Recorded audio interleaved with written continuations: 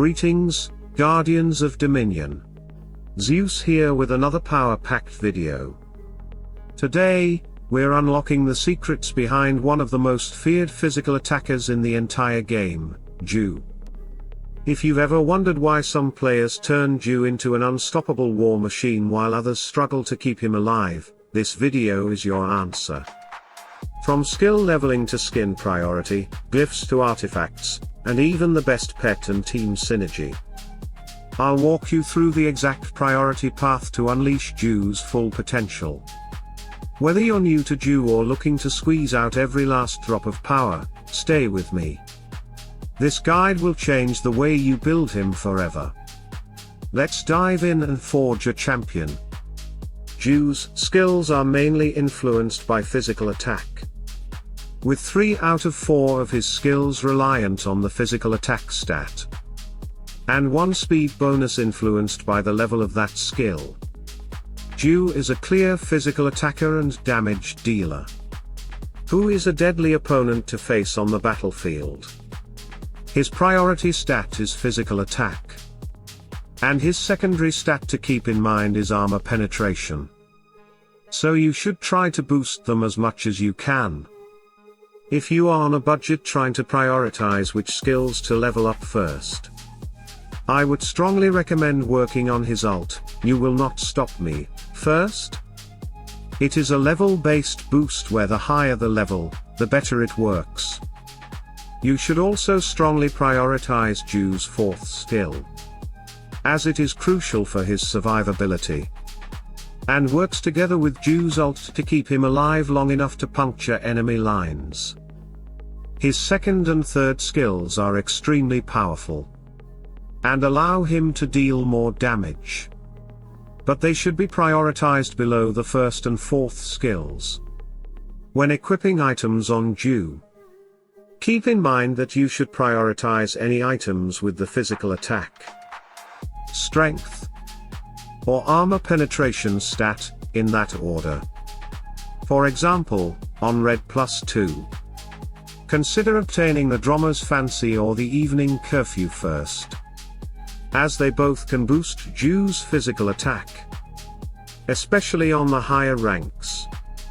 It is important to prioritize, as it can optimize your results during battle. When considering which skins to prioritize, focus on his strength skin, then his armor penetration skin, then critical hit chance, armor, and lastly, magic defense. The downside about JHU is that he does not have a physical attack skin, which is why you should prioritize strength. JHU'S armor penetration skin and critical hit chance skin are both extremely useful, and can be upgraded in different orders. Armor penetration and then critical hit chance, or vice versa. Armor and magic defense skins are lowly prioritized, as JHU does not need high defense stats. He will usually be on the lower side of the health bar, and his ult will make up for the lower defense stats. Let's move on to glyphs. Since we know that his primary stat in boosting his skills is physical attack, you should prioritize in the following order: physical attack, strength, armor penetration, critical hit chance, and finally, health. You could keep JHU'S health low and on a lower priority, as he does not require that much health, as he can already stay alive on very low health using his ult. Keeping health off of JHU is a strategic move which can have both advantages and disadvantages. I will leave that up to you. The advantages of this are pretty widely known, and this strategic move is used on many mages to allow them to gain energy faster for better results on the battlefield. This means that it may be good to keep JHU'S health low, as it can benefit in the early battle stages against heroes who can deal damage fast. However, with pros come cons, and there could be some disadvantages depending on your situation. If you decide to keep JHU'S health low, he could be vulnerable to fast DPS heroes, such as Kira and Orion, especially if there is a big difference in power between the two, the DPS having the upper hand. JHU could easily be one-shot, as he does not have high amounts of armor or magic defense. It really is up to you what you want to do, but it is more popular to do JHU'S health glyph for that extra bonus. JHU'S 3 artifacts are a good set to have, with his weapon buffing critical hit chance, his second buffing physical attack and critical hit chance, and his ring buffing strength.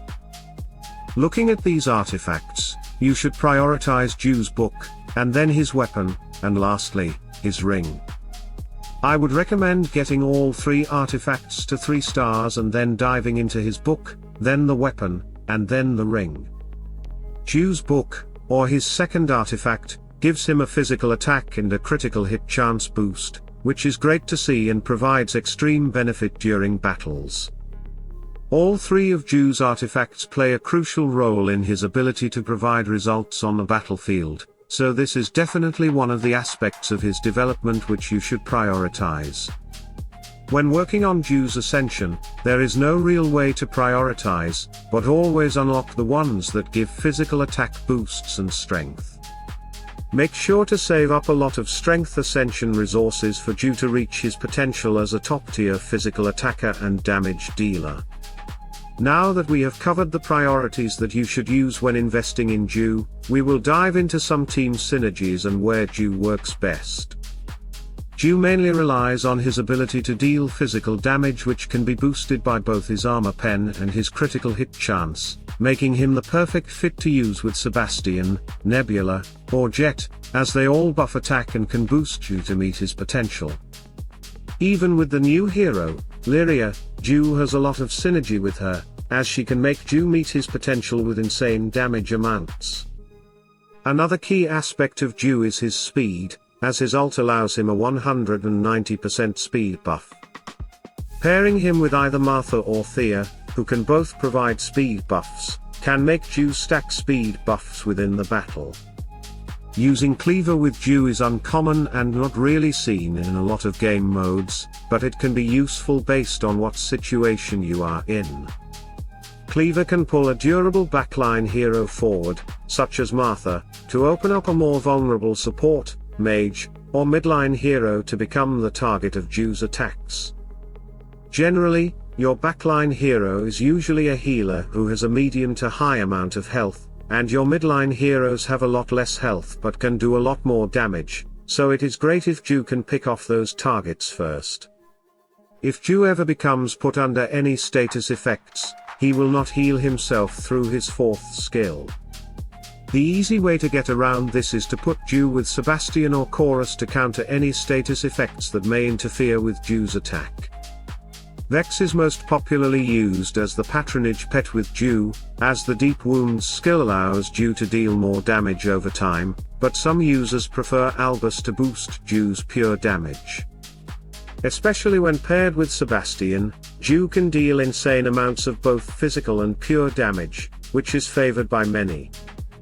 Both are okay, and even Fenris is an option, as JHU can have the potential to blind his enemies when having Fenris as his patronage pet, but you should be prioritizing Vex and Albus if you have their patronage skill unlocked. And that wraps up our deep dive into JHU. We learned that his power lives in raw physical attack, sharpened further by armor penetration. That maxing you will not stop me, and his 4th skill keeps him swinging when the battle gets brutal.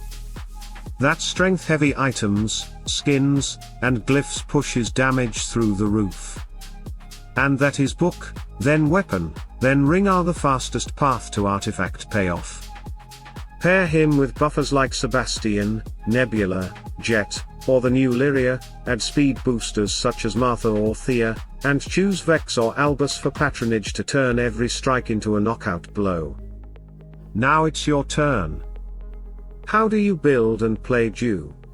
What team synergies or pet choices have carried you to victory? Drop your tips and questions below so we can all grow stronger together. If this breakdown helped you, smash that like button, subscribe to join the Olympus family, and ring the notification bell so you never miss another strategy session.